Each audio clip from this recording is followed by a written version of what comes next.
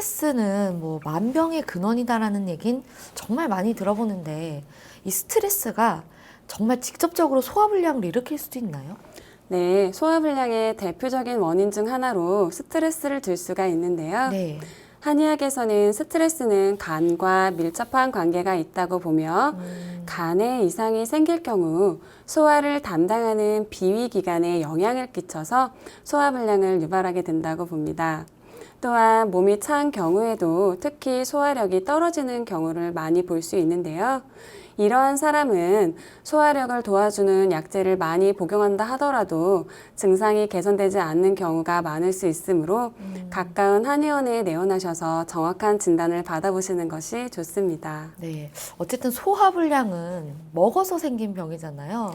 네. 근데 뭐 TV에서 우스갯소리로 뭐 개그우먼 뭐 이영자 씨가 한방통닭으로 네. 뭐 눌러줘야 된다 뭐 이런 말도 하시는데 네. 보통 소화가 안 되면 뭐 그건 농담으로 좀 하는 얘기일 수 있고 굶어라. 먹지 말아라. 그래야 해결이 된다 하거든요. 네네. 이 금식이 실제로 도움이 되나요? 네, 소화불량 증상이 있는 경우 식사를 하지 않는 환자분들도 많은데요. 네. 특히 식후 고통 증후군의 증상을 앓고 있는 환자분의 경우에는 굳이 식사를 하지 않더라도 배가 고프지가 않고 식사를 하게 되면 오히려 더부룩하면서 포만감이 심하기 때문에 식사를 하지 않을 수는 있습니다. 하지만 이러한 경우에 한 번 정도 식사를 거르는 것은 상관이 없는데 습관적으로 식사를 거르게 된다면 영양 불균형 상태가 초래돼서 전신 상태에도 영향을 미치게 되므로 궁극적으로는 몸에는 좋지 않게 되고요.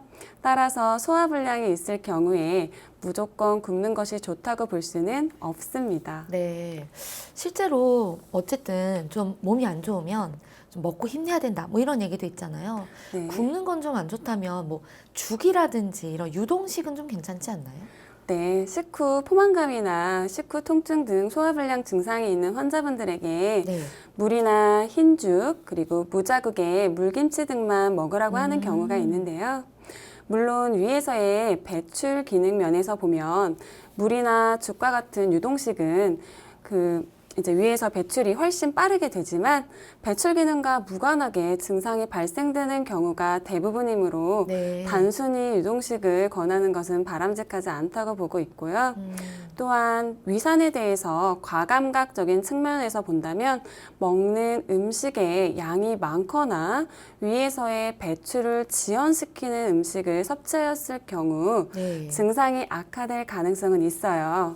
그리고 위산의 양이 문제가 아니라 위산에 대한 위장관, 즉 식도나 십유지장 등의 과민 반응이 문제이므로 음식물의 종류와 무관할 가능성이 많은 경우도 있거든요. 결론적으로 음식물의 종류가 이제 증상의 발생에 영향을 줄 수는 있는데요. 치료적인 측면에서는 효과가 좀 적을 것으로 판단되기 때문에 자신이 좋아하는 음식을 굳이 제한할 필요는 없습니다. 또 저 어릴 때만 해도 뭐 좀 소화불량 있으면 많이 먹어서 그런다. 좀 걸어야지 내려간다 하시는 어른들이 있었거든요. 네. 운동 같은 경우엔 실제로 도움이 되나요? 네, 적당한 유산소 운동은 우리 체내의 순환을 좋아지게 해주는데요. 네. 아울러 운동을 통하여 심리적으로도 안정감을 얻을 수 있어서 소화불량 증상의 호전에도 도움을 줄 수 있고요. 네. 그런데 이제 지나친 육체적 운동을 하게 되면 우리 몸의 혈액 공급 측면에서 불균형을 오히려 초래하게 돼서 소화불량 증상을 악화시킬 수도 있게 되는데요. 즉, 지나친 운동을 하게 되면 대부분의 혈액이 근육으로 보내지게 되고요.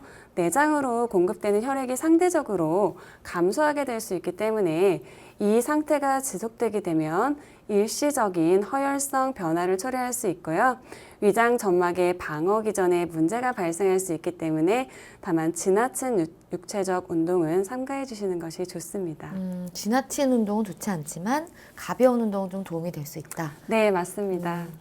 보통 이제 저희가 소화불량이 있으면 저희는 전문가가 아니기 때문에 도대체 어디서 원인이 있는지를 알기가 어렵잖아요. 네. 그럼 보통 위내시경 검사를 가장 찾게 되거든요. 네.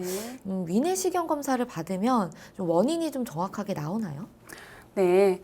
그래서 소화불량 증상이 있다고 해서 무조건 내시경 검사를 시행할 필요는 사실 없는데요.